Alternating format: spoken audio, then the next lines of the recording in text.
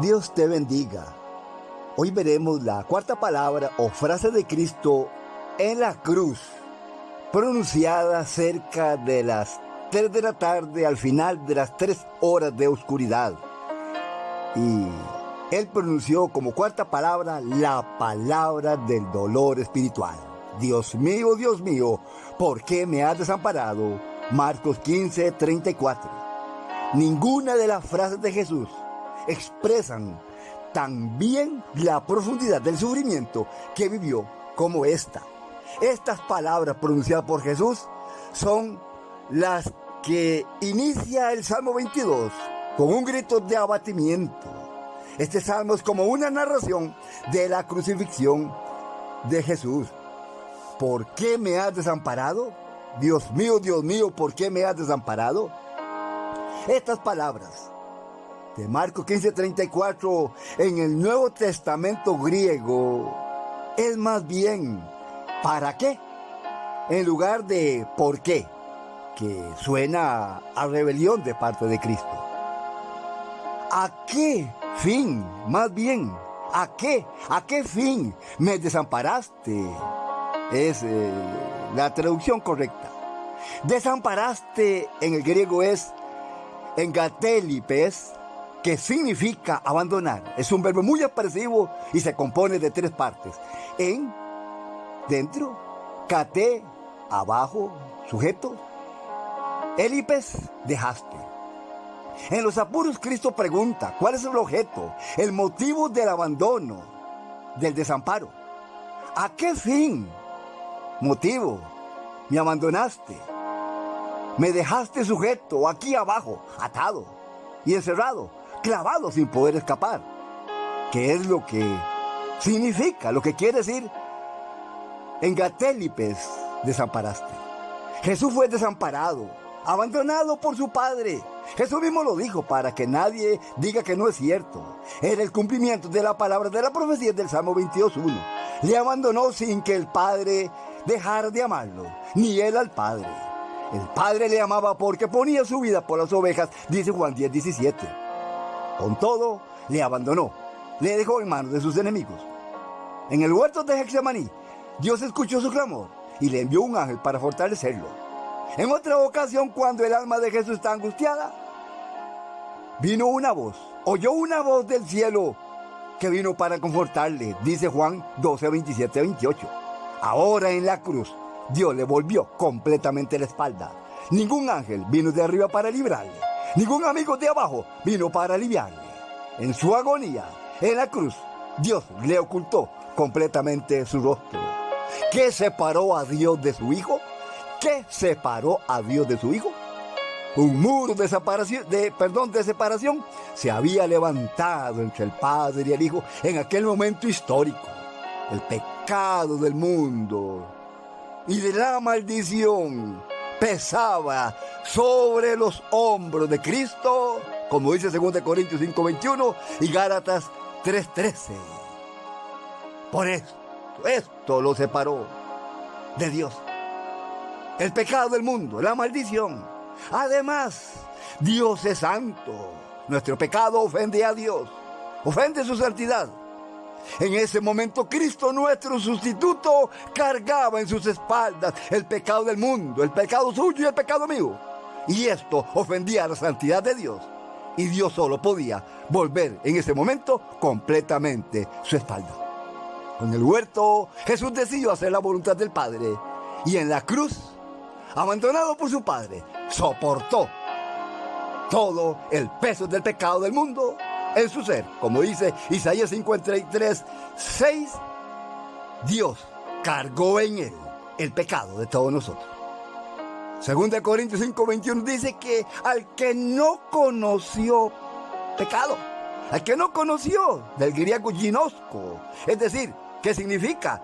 No experimentó, no tuvo conocimiento práctico del pecado. Eso es lo que quiere decir, que no conoció, no ginosko, sino solamente él obtuvo un conocimiento teórico. Y aquí, para este conocimiento teórico se usa la palabra oida, que es la otra palabra para conocimiento, que significa un conocimiento teórico, por así decirlo, saber con respecto al pecado.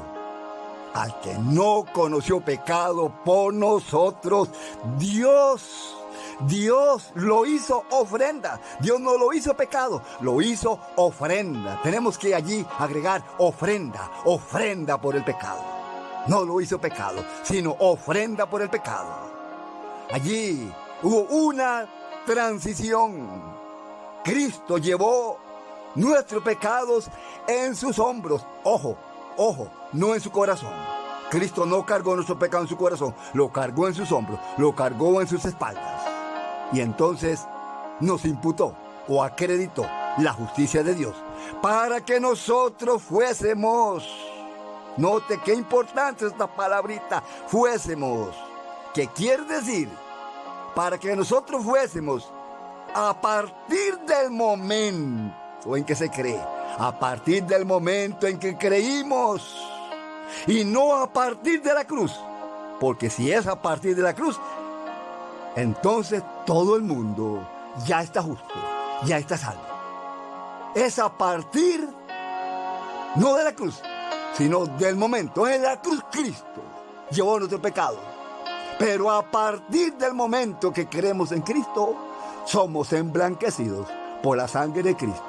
Y somos vestidos con las vestiduras de Dios, su justicia, donde Él nos coloca en una posición correcta delante de Dios. Bendito sea Dios. Ahora Él nos ve lindos. Escuché a un maestro judío referirse a Jeremías 31:30 y él dice que cada hombre morirá por su pecado. Y dice que ningún hombre, ni nadie, dice, morirá por pecados de otros hombres. Asegura Él.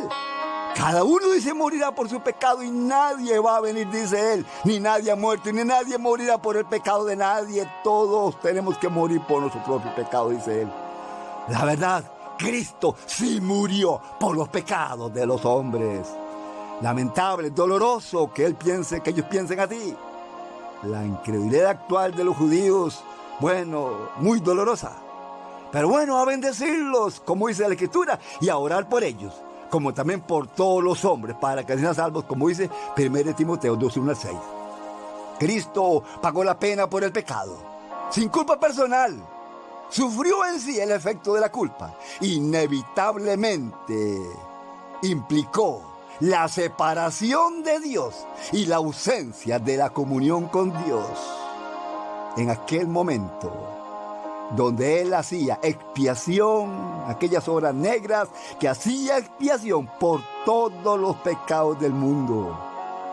Y esa fue la razón por aquel grito: Dios mío, ¿a qué fin me desamparaste?